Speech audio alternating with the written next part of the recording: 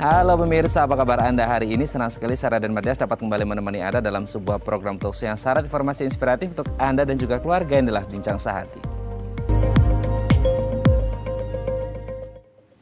Ya pemirsa, setiap yang sudah berumah tangga pasti ingin memiliki anak atau buah hati, dimulai dari hamil, proses hamil sampai melahirkan atau persalinan. Tapi ada juga di luar sana yang ya masih agak kurang beruntung di tengah proses atau program hamilnya mengalami keguguran. Pertanyaannya, kalau sudah mengalami keguguran bisa nggak sih hamil lagi? Bisa, tetap bisa hamil, tapi mungkin ada beberapa proses yang harus diperhatikan ya. Nah inilah topik yang akan kita bahas hari ini, yaitu hamil setelah keguguran.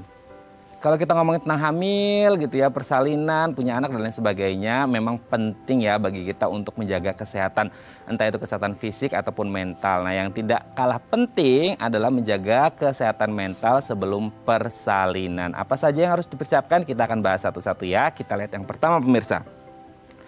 Percaya pada kemampuan tubuh. Nah, seringkali apalagi untuk first timer ya, untuk yang pertama kali hamil, pertama kali mau melahirkan, pastilah ada rasa was-was, khawatir, cemas. Bisa nggak ya ngelahirin? Kuat nggak ya tubuhku gitu ya, entah itu untuk yang normal ataupun yang sesar atau yang lainnya gitu ya. Jadi percaya pada kemampuan tubuh untuk bisa melahirkan dengan baik, lancar dan sehat harus ditanamkan sedari dini, karena tidak hanya ngomongin kesehatan fisik nih, tapi kesehatan mental juga menjadi hal yang sangat penting. Oke, kita lanjut poin yang selanjutnya.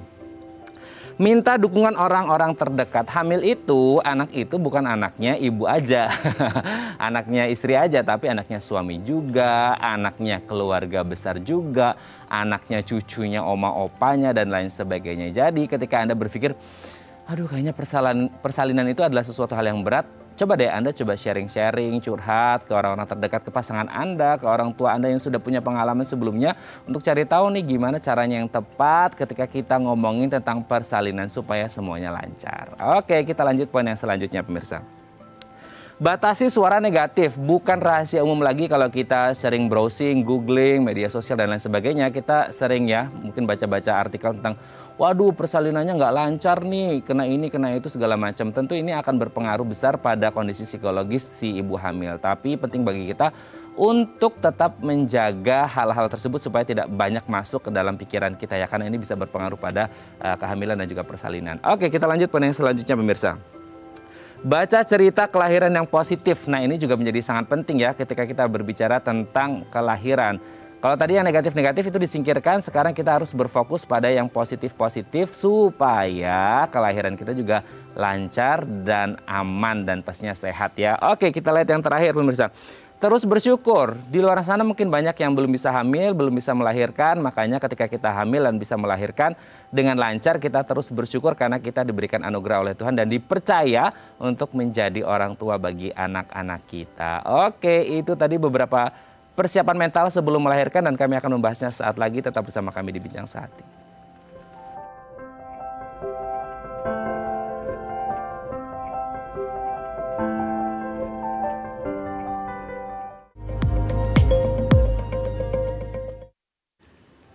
Baik, dan masih bersama kami di Bincang Sehati. Tadi di segmen sebelumnya kita sudah membahas persiapan mental sebelum melahirkan. Nah, untuk membahasnya nih telah tersambung bersama kami di sambungan Zoom dengan Mbak Sahning Dian Ardini, SPSI psikolog dari Selaras Persona Indonesia. Assalamualaikum, selamat pagi Mbak Dian, apa kabar? Waalaikumsalam, selamat pagi, kabar baik Mas Mat. Alhamdulillah baik ya Mbak Dian ya. Oke Mbak Dian, hari ini kita akan membahas nih satu hal yang penting banget ya. Kalau kita berbicara tentang wanita hamil gitu ya, apalagi yang mau melahirkan, apalagi para first timer nih, orang-orang yang baru pertama hamil dan mau melahirkan. Tentu ini adalah, wah, satu sisi happy, tapi satu sisi mungkin ada worry-nya juga karena mungkin belum pernah melahirkan kan sebelumnya seperti itu. Nah, selain kesehatan fisik, ternyata persiapan kesehatan mental juga menjadi sangat penting ya kalau kita berbicara tentang melahirkan, karena ini tidak hanya fisik tapi juga mentalnya juga harus di-maintain dengan baik. Kita lihat yang pertama adalah percaya pada kemampuan tubuh. Terkadang orang yang baru pertama kali melahirkan mungkin gini, agak kurang pede nih sama kemampuan tubuhnya. Bisa nggak ya aku ngelahirin normal? Bisa nggak ya ini itu segala macam? Pasti itu akan berputar-putar terus di kepalanya. Percaya pada kemampuan tubuh menjadi hal yang penting nggak sih Mbak? Ya, penting sekali ya. Ini nanti dalam pembahasan ini saya akan lebih banyak menggunakan kata menyadari. Artinya meskipun kita sebagai wanita yang mungkin sedang mengalami kehamilan atau mempersiapkan kelahiran, itu perlu menyadari penuh bahwa kita itu memiliki tubuh yang siap memiliki mekanismenya sendiri untuk beradaptasi dengan tugas-tugas alamiah tersebut. Namun dalam kondisi tertekan atau kondisi yang panik karena mungkin banyak sugesti-sugesti negatif yang muncul, kadang kita lupa, bukan kadang ya, seringkali kita lupa terhadap kemampuan tubuh kita. Sementara ada prinsip yang mengatakan bahwa tubuh dan pikiran ini merupakan satu sistem yang saling mempengaruhi, sehingga ketika apalagi dalam kondisi hamil, kondisi tubuh ini sudah pasti berubah, kemudian secara mental kita tidak siap, itu akan saling mempengaruhi menuju kepada efek-efek yang negatif. Namun ketika kita menyadari bahwa tubuh kita itu mampu kok, punya potensi untuk menyelesaikan mekanismenya sendiri. Nah, kita tambah dengan persiapan mental yang positif, itu akan bisa saling mendukung dan itu membawa hasil yang lebih positif gitu, Mas. Oke. Jadi upayakan kita harus percaya nih, kalau orang lain sudah percaya dan kita nggak percaya, susah juga ya.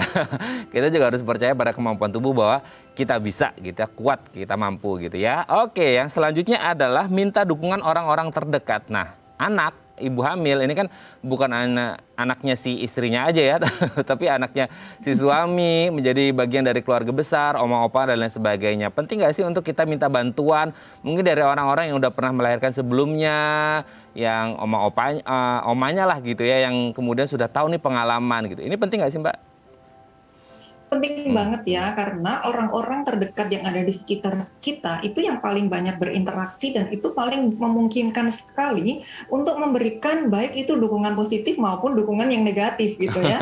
Misalnya kita berada dalam satu keluarga belum tentu loh itu hanya dari keluarga kecil kita saja, tapi kadang bisa ada orang tua, ada mertua, ada ipar dan lain-lain. Nah, untuk untuk menyerap dukungan mana yang kita butuhkan, yang pertama kita perlu menyadari dulu apa sih dukungan yang kita butuhkan, karena masing-masing orang ini berbeda kebutuhannya berdasarkan kondisi masing-masing ya, berdasarkan tipenya. Kemudian kalau misalnya minimal dengan pasangan kita, tapi kita perlu menyampaikan, mengomunikasikan secara asertif dengan cara yang baik, clear apa sih dukungan yang kita butuhkan supaya orang terdekat terutama pasangan bisa menjawab apa yang kita butuhkan itu. Nah, tapi di sisi lain kitalah yang bertanggung jawab terhadap diri kita sehingga kita bisa menghandle, mengelola masukan-masukan apa saja nih yang diperlukan, yang bisa kita pakai maupun tidak kita pakai meskipun dari orang terdekat. Jadi kondisi kita ini sebenarnya sementara kok, jadi bisa dikomunikasikan dan bisa kita abaikan sementara apabila ternyata orang-orang yang di sekitar kita tidak terlalu setuju dengan cara-cara yang kita pakai saat itu gitu. Oke ya. Penting juga berarti memilah untuk support dari orang-orang yang ada di sekitar kita ya. Oke, kita lanjut pada yang selanjutnya adalah batasi suara negatif. Ya, kita tidak bisa mengelak ya, kadang-kadang entah itu dari orang langsung yang ngomong ke kita, atau kita browsing-browsing di media sosial, atau kemudian di googling, di internet segala macam. Karena kan mungkin rasa khawatirnya dia pengen cari tahu informasi nih, tapi akhirnya dapat informasi yang nggak valid dan akhirnya membuat jadi tambah worry gitu. Gimana nih, Mbak? Iya, betul sekali itu ya. Jadi yang untuk poin yang ketiga ini, kita perlu di awal menyadari betul apa sih hal-hal yang kita lihat dan kita dengar dalam keseharian kita ini. Sehingga kita juga kalau perlu mungkin bisa mengatur, kita mau melihat apa saja, kita mau mendengar apa saja. Karena apa? Fokus terhadap indera yang kita miliki ya. Hal-hal yang kita dengar, yang kita lihat itu juga mempengaruhi perasaan-perasaan kita, dan perasaan kita juga berpengaruh terhadap tubuh kita. Nah, sehingga kalau misalnya banyak informasi negatif itu bisa kita tambah dengan banyak-banyak pengetahuan sehingga menjadi seimbang informasi yang masuk ke dalam diri kita. Ketika nanti banyak yang negatif, cari lagi, tidak perlu putus asa untuk mencari informasi-informasi, pengetahuan-pengetahuan penting yang mungkin itu juga bisa menjadi masukan yang positif buat kita. Dan jangan lupa pastikan juga kepada ahlinya bahwa kondisi fisik kita dalam kondisi yang sehat. Gitu. Nah, itu dia ya. Nah, setelah membatasi dari suara-suara negatif atau hal-hal atau informasi yang negatif, kita harus merujuk pada hal-hal yang positif. Perlu nggak sih sebenarnya ketika orang worry nih mau melahirkan, pastilah ya worry satu dan lain hal. Perlu nggak sih kita baca pengalaman-pengalaman positif, pengalaman bagaimana ibu hamil ini bisa melahirkan secara lancar, secara sehat, secara aman, dan secara tidak langsung ketika kita baca ini bisa berpengaruh pada proses persalinan si orang tersebut nggak sih Mbak Dian? Tentunya bisa ya, karena proses persalinan ini benar-benar satu peristiwa besar ya untuk seorang wanita sebenarnya, dan di situ melibatkan keseluruhan gitu ya, artinya melibatkan fisik dan melibatkan mental. Artinya ketika dukungan dari orang-orang sekitar ini sudah full, kemudian persiapan yang kita lakukan ini sudah cukup matang, itu akan membantu lancarnya persalinan itu. Setidaknya apapun yang kita alami dalam persalinan itu, apabila didukung dengan kesiapan yang matang, kemudian pengetahuan yang luas, dan perasaan yang rileks, itu apapun kondisi yang muncul akan bisa diterima dengan lebih baik dibandingkan apabila kita tidak menyadari apa kebutuhan kita, kemudian tidak disertai dengan pengetahuan-pengetahuan yang tepat mengenai mengenai diri kita dan kondisi persalinan itu sendiri. Oke, jadi secara tidak langsung pasti akan berpengaruh ke kondisi psikologis kita dan pastinya bisa mensupport ketika kita akan melakukan proses persalinan. Jadi kalau bisa nih ya, memang harus waspada, tapi juga harus tetap baca pengalaman-pengalaman yang positif juga ya, supaya akhirnya masuk ke alam bawah sadar kita bahwa kita bisa menjalani proses persalinan dengan lancar, aman, dan juga pastinya sehat. Oke, kita lihat poin yang terakhir nih Mbak Dian. Adalah terus bersyukur. Mungkin di luar sana banyak orang yang belum dikasih rejeki sama Tuhan untuk hamil, untuk punya anak. Nah, ketika memang kita lagi hamil, udah deket waktu kelahiran gitu ya. Ketika kita stres, ya kita harusnya bisa bersyukur karena kita dikasih anugerah, dikasih rejeki sama Tuhan, dititipin ada malaikat kecil nanti gitu ya yang akan hidup bersama kita. Makanya dengan bersyukur atas apa yang terjadi, ini juga bisa melancarkan proses persalinan. Itu harapannya. Ini juga bisa berpengaruh Mbak Dian. Sangat berpengaruh ya. Banyak sekali, kadang saya juga bertemu dengan klien gitu. Saya sudah lama loh Bu menunggu, saya tidak hamil-hamil. Tapi ketika hamil, saya kok banyak penyesalan nih ya. Ternyata tidak bisa bergerak, tidak bisa pergi-pergi bebas misalnya gitu ya. Nah itu sangat berpengaruh ya, karena sebenarnya ketika keinginan kita itu terpenuhi, belum tentu kita bisa menyadari bahwa keinginan kita itu sedang terpenuhi gitu. Artinya kadang kita fokus kepada keluhan-keluhannya. Padahal kalau misalnya dalam jurnal bersyukur ya, kita bisa kok membuat jurnal bersyukur misalnya. Setiap hari menulis 3 hal yang positif, 3 kejadian yang positif, atau minimal 3 kejadian yang baik-baik saja gitu ya. Bisa makan dengan baik, bisa tidur dengan nyenyak misalnya gitu. Dan ketika kita mau bersyukur, itu tidak perlu menunggu hal-hal yang muluk-muluk yang terjadi. Seringkali dalam keseharian kita ada hal-hal baik yang tidak mengganggu, tapi kita lupa untuk mensyukuri hal tersebut. Kemudian ketika kita mengalami masalah, terimalah masalah itu.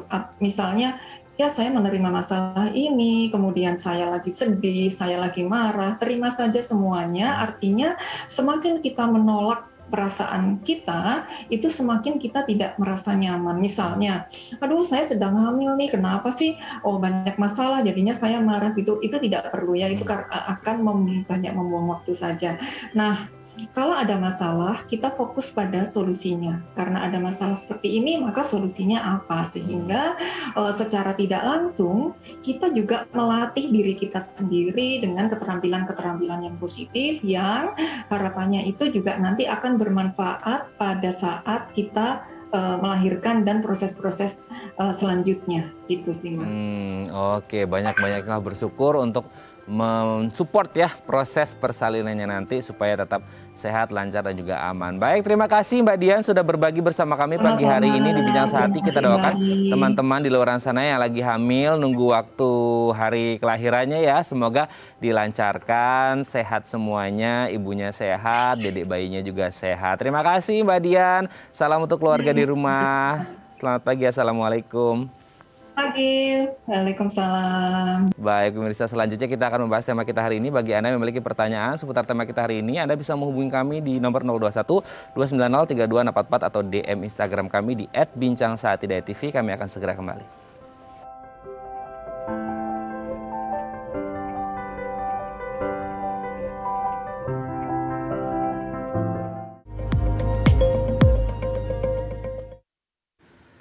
Baik, Anda masih bersama kami di Bincang Saati dan kita masih membahas tema kita hari ini. Kalau wanita gitu ya hamil terus keguguran gitu ya, saudara bisa hamil lagi nggak sih? Nah, kita akan bahas hari ini nih, hamil setelah keguguran. Nah, bagi Anda yang memiliki pertanyaan seputar tema kita hari ini, Anda bisa menghubungi kami di nomor 021 290 3244 atau DM Instagram kami di @bincangsaatidayatv. Nah, untuk membahasnya nih telah hadir bersama kami di studio Bincang Saati ada Dr. Andri Hondir SPOG, spesialis obstetri dan ginekologi dari Seci Hospital. Selamat pagi Dr. Andri, apa kabar? Selamat pagi, baik-baik. Baik-baik, keluarga di rumah baik ya Dok ya? Baik-baik semuanya. Baik-baik, oke.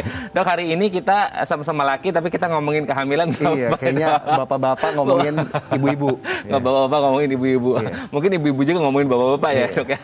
Oke, nah kita akan membahas terlebih dahulu tentang kehamilan. Sebenarnya proses kehamilan ini proses yang seperti apa sih Dok? Kehamilan itu jadi sebagai dari definisinya ya, kehamilan itu adalah proses yang alami yang kita nilai dari awal pembuahan sampai kelahiran. Jadi itu proses dari awal sampai akhir sampai kelahiran itu kita bilang itu kehamilan. Kehamilan ya, oke. Iya. Nah, kehamilan kan pasti semua orang ingin kehamilan yang aman, kehamilan yang sehat, lancar segala macam. Nah, sebenarnya indikator yang dimaksud dengan kehamilan yang aman, sehat, lancar ini yang seperti apa, Dok? Nah, ini sebenarnya kalau kita bilang kehamilan yang aman, sehat ya, selama ibunya merasa baik-baik saja selama proses kehamilan, itu kita bilang kehamilan yang aman ya. Itu di luar dari yang sehari-hari dirasakan pada saat hamil ya. Mungkin di awal trimester pertama ibunya merasakan mual, muntah ya, tapi itu kan cukup wajar karena ada kenaikan hormon. Nanti ada lagi keluhan-keluhan lain tuh tergantung trimesternya tuh. Nanti kalau udah semakin besar, ibunya merasa pinggangnya sakit, seperti ada yang ibu bilang rasanya kayak mau patah, pegel, kram-kram, ya itu wajar. Itu kondisi yang wajar pada saat hamil. Kalau sebatas itu aja keluhan-keluhannya itu normal. Biasanya kita akan beri obat-obatan untuk mengurangi rasa tidak nyaman ya. Oke. Gitu. Nah, sebenarnya apa sih yang akhirnya berpengaruh gitu Dok, pada sehat, aman atau tidak sehat dan tidak amannya dari satu program kehamilan seseorang gitu Dok? Maksudnya bagaimana nih? Apa yang bisa mengaruhi sehingga kondisi kesehatan atau kondisi kehamilannya ini bisa dikatakan oh sehat nih, aman nih atau enggak gitu? Ya, jadi apa kalau saja yang berpengaruh itu? Yang berpengaruh ya. Jadi kalau misalnya kita lihat ini ya, proses kehamilan ini kan dari awal sampai akhir ini. Kalau misalnya ibu ini ada keluhan-keluhan yang tadi saya bilang, ya itu kan kita anggap itu kan sesuatu hal yang wajar. Yeah. Ya biasanya kita akan kasih sesuatu untuk mengurangi keluhan-keluhannya itu. Ya jadi sebatas itu aja sih, maksudnya saya agak kurang ini nih. Oke, berarti sebenarnya ketika ada satu gangguan yang tidak dirasakan pada umumnya gitu ya Dok ya. Ya. Ini menjadi indikasi bahwasanya oh ini ada terjadi sesuatu hal mungkin dengan proses kehamilannya gitu jadi ya. misalnya contohnya ya, masuk di atas trimester kedua ya, ibu itu merasakan sesuatu hal yang aneh, misalnya sakit kepala, ada rasa mual, muntah, nyeri ulu hati, pandangan kabur, itu salah satu contoh ya. Nah itu kalau ada merasakan kondisi-kondisi yang di luar normal, itu harus cepat datang ke dokter untuk dilakukan pemeriksaan. Oh, berarti yang disebutkan oleh dokter ini adalah sesuatu yang tidak normal, Ya, tidak ini wajar sesuatu terjadi yang pada tidak ibu hamil. Iya, karena kita khawatirkan contohnya itu salah satu penyakit yang namanya preeklamsia gitu. Itu kan kalau udah masuk trimester kedua ke atas ya. Tapi kan nanti kan yang akan kita bahas ini kan di trimester awal ya. Jadi kalau misalnya di trimester awal biasa kelainan-kelainan atau masalah-masalah yang kita anggap tidak wajar, biasa kayak perut kram-kram. Seperti rasanya kayak orang mau datang bulan. Nah, nanti kadang-kadang juga ada rasa kayak flek-flek, ada keluar lendir darah. Nah, itu harus cepat datang ke rumah sakit. Nah, itu ya. Pokoknya kalau ada keluhan apa-apa harus langsung ya Dok ya, karena namanya kehamilan kan juga lumayan sensitif juga ya Dok ya. Jangan tindak sendiri gitu ya. Kadang-kadang biasanya warga kita kan self diagnosis Dok. Iya, karena sekarang terlalu gampang gampang kan. Iya. Kalau ada apa dikit tanyanya ke Mbak Google. Google.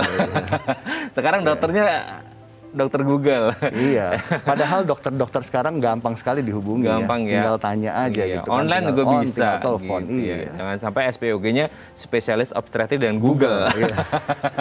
Oke. Nah, kalau tentang keguguran, Dok. Keguguran ya apa ya, nauzubillah min dzalik, kayak jauh-jauh lah ya, Dok ya gitu. Itu bukan kemauan kita semua, tapi kalaupun akhirnya ada yang mengalami keguguran. Nah, keguguran ini prosesnya seperti apa sebenarnya, Dok? Ya makanya, jadi semua orang pasti tidak mau ya keguguran itu. Keguguran itu adalah kalau by definisi ya, itu keguguran adalah terhentinya proses kehamilan di bawah usia kehamilan 20 minggu. 20 minggu. Atau kalau dari berat janinnya di bawah 500 gram. Yaitu kita bilang itu keguguran gitu. Jadi keguguran itu macam-macam. Keguguran itu ada yang kalau kita bilang ya di bahasa kedokterannya ada complete abortion, incomplete abortion, abortus imminent, abortus incipient. Jadi ada banyak jenis-jenisnya gitu. Oke. Ya, itu dari jenisnya. Nah, dari per jenisnya ini ada faktor risiko atau penyebabnya, Dok, sehingga akhirnya membuat seseorang ini mengalami keguguran. Atau sebenarnya ada penyebab umum gangguan kesehatan seperti apa yang akhirnya menyebabkan ibu hamil ini yang awalnya baik-baik saja sebelum 20 minggu ini akhirnya mengalami keguguran, Dok? Oke, jadi penyebab keguguran tuh cukup banyak. Ya. Sebagian besar yang paling sering penyebab keguguran biasanya karena masalah kromosom. Ya, jadi sekitar 30-40% masalah kromosom. Itu kita harus waspada di situ. Yang kedua, ada penyakit-penyakit tertentu yang bisa menyebabkan keguguran. Contohnya infeksi seperti toksoplasma, rubella, sitomegalovirus, herpes, chlamydia itu bisa menyebabkan keguguran juga.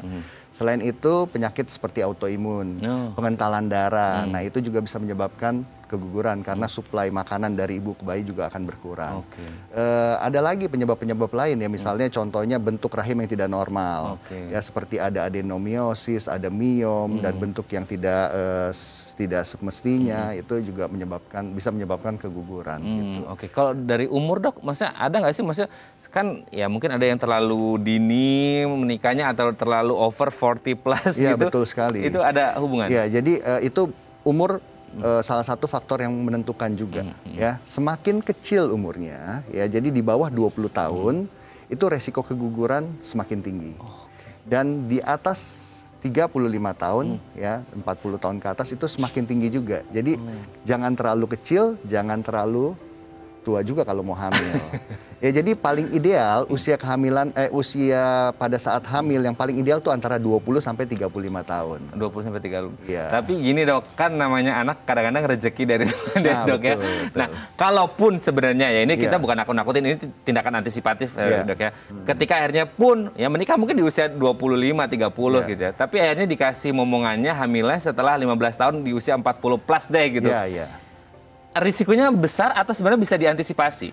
Resikonya kalau dari umur ya memang resiko pasti lebih tinggi dibandingkan dengan usia hamil di saat usia subur ya, di saat 20 sampai 35. Tapi ya itu kan kalau umur kan kita nggak bisa mundur. Iya, nggak bisa Ya, flashback jadi ya tetap kita usahakan aja gitu. Tetap diusahakan ya. Tapi kalau kasus atau prevalensi dari keguguran di Indonesia ini kasusnya lumayan tinggi apa nggak sih, Dok? Mengingat kan ini ya kita ngomongin masalah background pendidikan juga, sosial ekonomi dan lain sebagainya, Dok.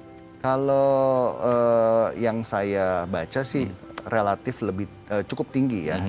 Mungkin di Indonesia 20-30% dari seluruh kehamilan itu bisa mengalami keguguran.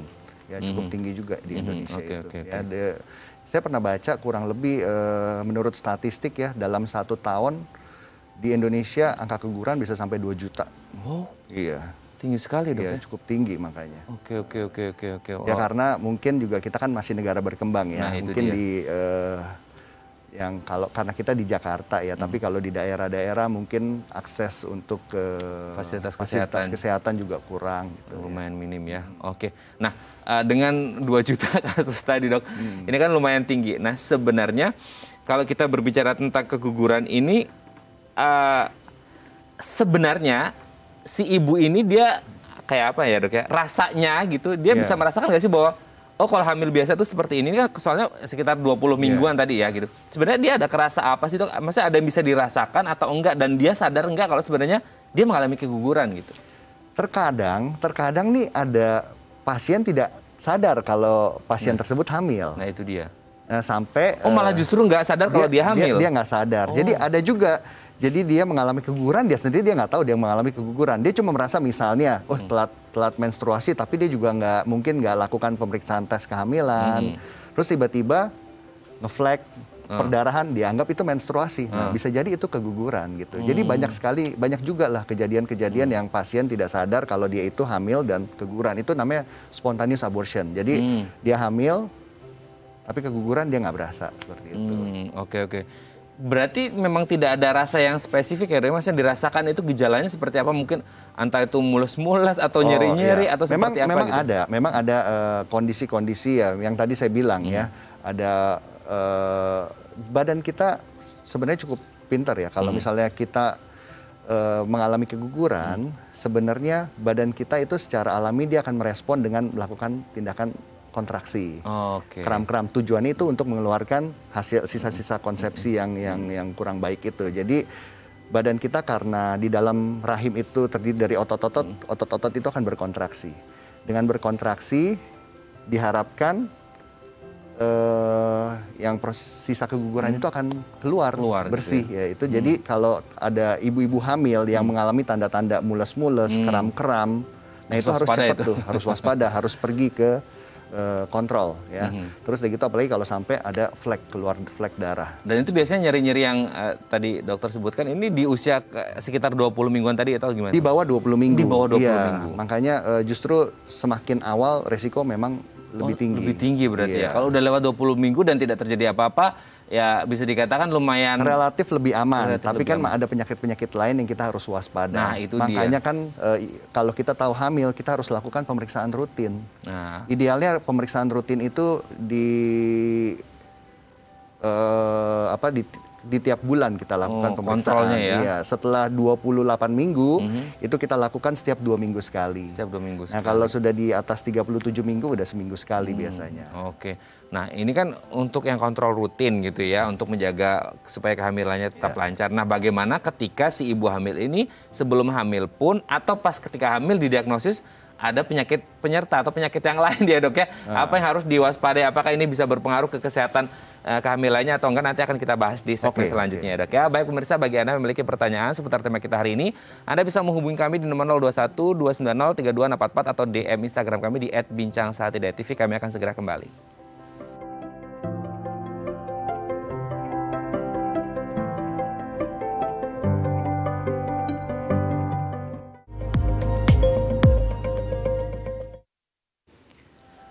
Baik, Anda masih bersama kami di Bincang Saati dan kita masih membahas tema kita hari ini hamil setelah keguguran. Meskipun sudah pernah mengalami keguguran bukan berarti dunia berhenti ya.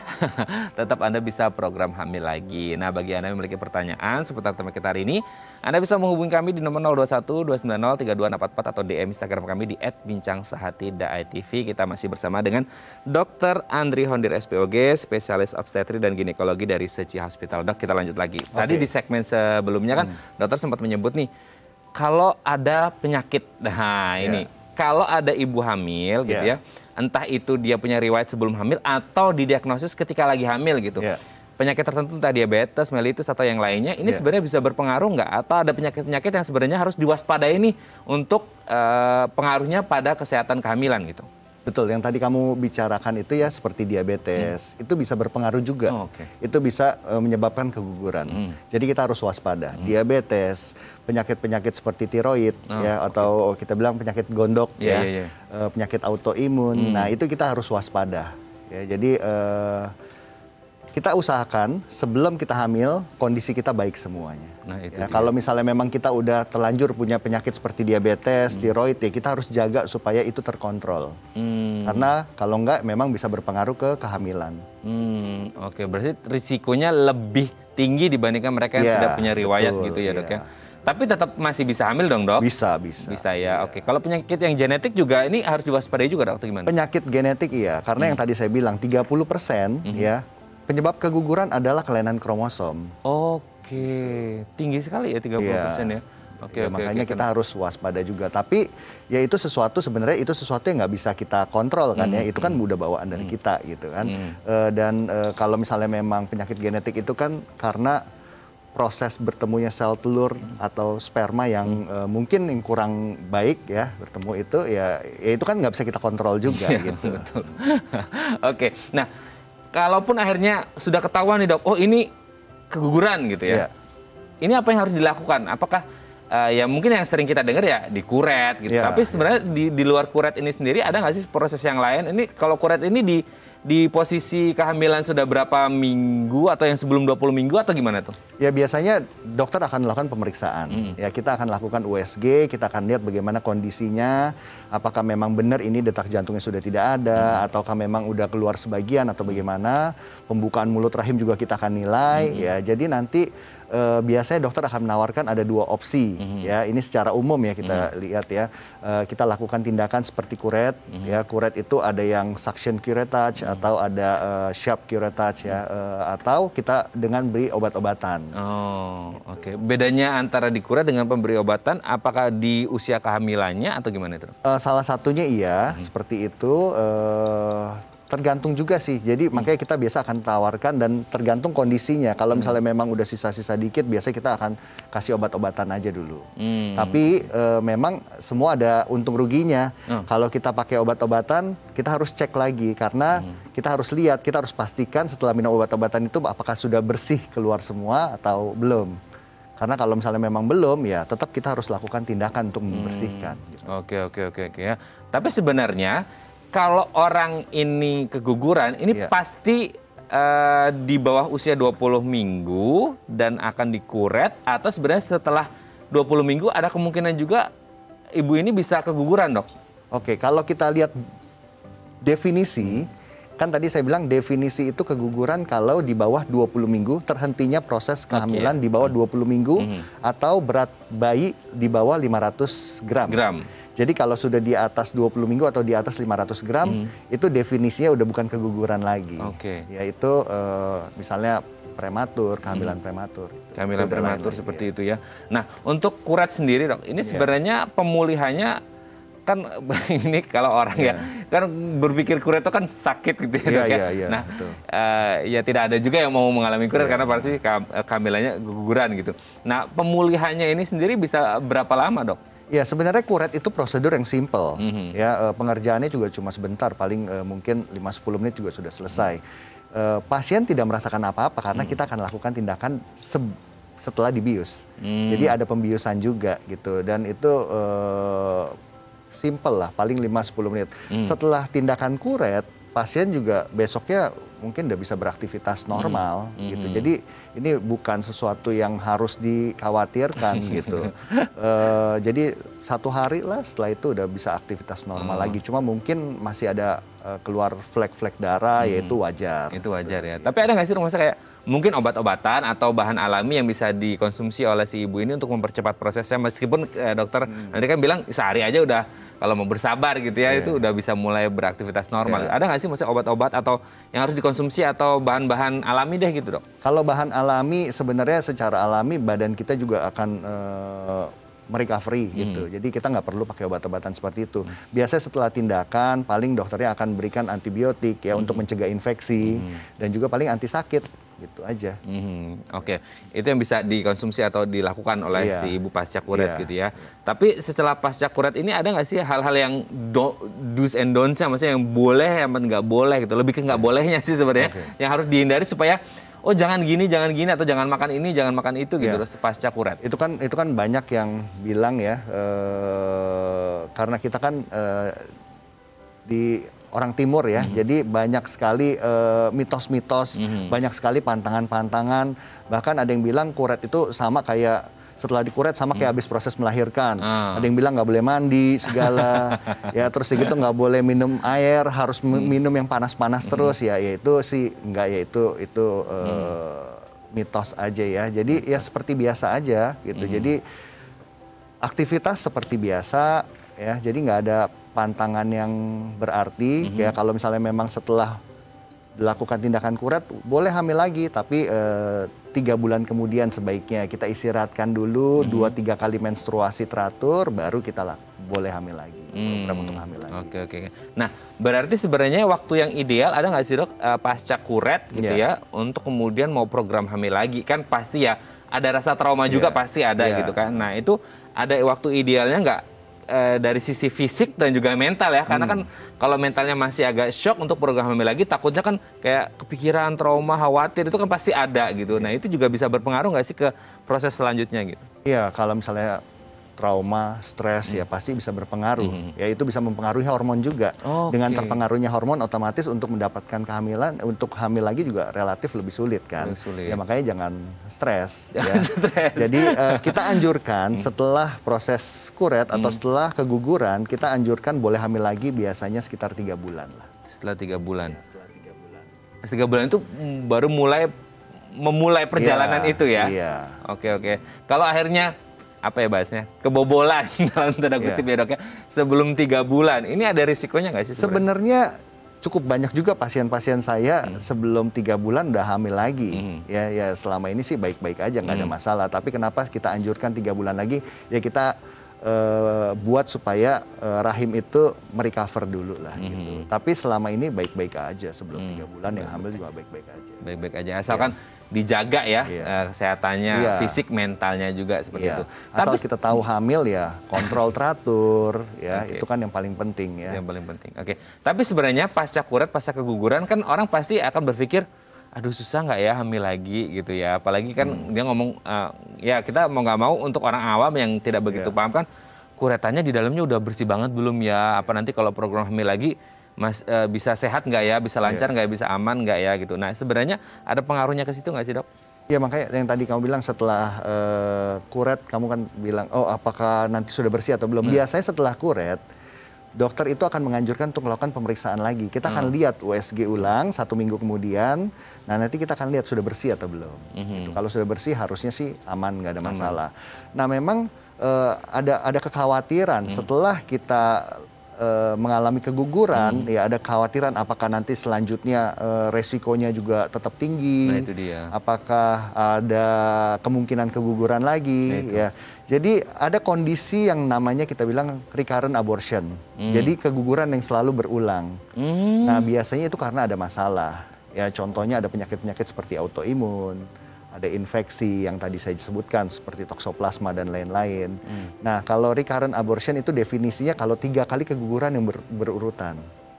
Ya, jadi 3 kali keguguran yang berulang-ulang. Ya, tapi kan kita juga nggak mungkin ya tunggu 3 kali keguguran berulang-ulang baru kita lakukan pemeriksaan ada masalah apa enggak. Nah, biasanya setelah 2 kali keguguran berurutan, biasa kita akan lakukan pemeriksaan. Kenapa sampai 2 kali seperti ini? Ya, jangan-jangan kan tadi kita bilang. Saya bilang dari awal paling sering itu masalah kromosom. Jangan-jangan bukan cuma masalah ini, ada lagi mungkin masalah-masalah lain yang kita harus cek itu. Ya biasa kita lakukan pemeriksaan laboratorium untuk mengetahui apakah ada masalah penyakit autoimun, penyakit infeksi gitu. Kalau misalnya memang ada, ya kita obatin dulu sebelum dia hamil. Jadi pada saat kehamilan selanjutnya lebih aman. Oke. Nah, recurrent abortion tadi yang 2 kali ini dia ada rentang waktunya dok. Maksudnya kayak setelah 3 ini keguguran nih, terus kemudian program lagi hamil 3 bulan, terus udah 20 sebelum 20 minggu keguguran lagi, atau sebenarnya entah itu waktunya 3 bulan atau setahun 2 tahun pasca keguguran pertama atau gimana tuh? Iya, jadi mau waktunya kapan aja, pokoknya ada berurutan keguguran itu kita bilang recurrent abortion. Oke. Kan yang berurutan. Berarti orang dengan riwayat seperti ini sebenarnya ya pasti pengen hamil ya dok ya. Tapi kan maksudnya apa ya? Kita harus cari tahu dulu masalahnya. Oh, cari tahu dulu masalahnya. Tapi ada nggak kondisi di mana emang susah nih untuk bisa hamil, tapi kondisinya nanti ke depan takutnya kehamilannya akan weak terus nih, akan lemah terus gitu, sehingga akhirnya berujung pada keguguran gitu. Ya memang semakin sering keguguran, angka kemungkinan keguguran di kehamilan selanjutnya makin tinggi. Wah, itu juga bikin stres juga ya dok? Iya, ya jadi makanya kalau 2 kali keguguran berurutan, ya ada 2 kali keguguran, kita cepet deh. Sebaiknya kita cek dulu sebelum hamil. Kita cari tahu dulu masalahnya, kalau udah ketemu kita obatin dulu, baru kita mulai program hamil lagi. Oke ya, berarti dicari tahu dulu apa akar masalahnya. Akar masalah kita cari Jangan tahu dulu. terburu-buru program dulu, cari tahu. Karena kan udah punya pengalaman keguguran nih gitu. Jadi dicari tahu dulu masalah. Apalagi udah 2 kali tadi ya dok. Dicari tahu dulu masalahnya, selesaikan dulu masalahnya, baru program hamil lagi. Biasanya dokter-dokter juga kalau pada saat anamnesa awal, dokter tersebut tahu kalau ada keguguran yang berulang sebelumnya, biasa dokter itu akan lakukan pemeriksaan lab dulu. Oke ya, supaya nanti program hamilnya juga lancar ke depannya ya. Oke, ini sudah dibahas nih tentang hamil setelah keguguran, berarti harus dicek dulu baru kemudian program. Nah, di segmen terakhir dok, nanti kita akan bahas tips hamil sehat ini seperti apa ya. Ini untuk semua orang supaya ya kehamilannya sehat dan harapannya doanya tidak mengalami keguguran gitu ya dok ya. Nanti akan kita bahas di segmen terakhir. Baik pemirsa, bagi Anda yang memiliki pertanyaan seputar tema kita hari ini, Anda bisa menghubungi kami di nomor 021 290 3244 atau DM Instagram kami di @bincangsaat.tv. Kami akan segera kembali.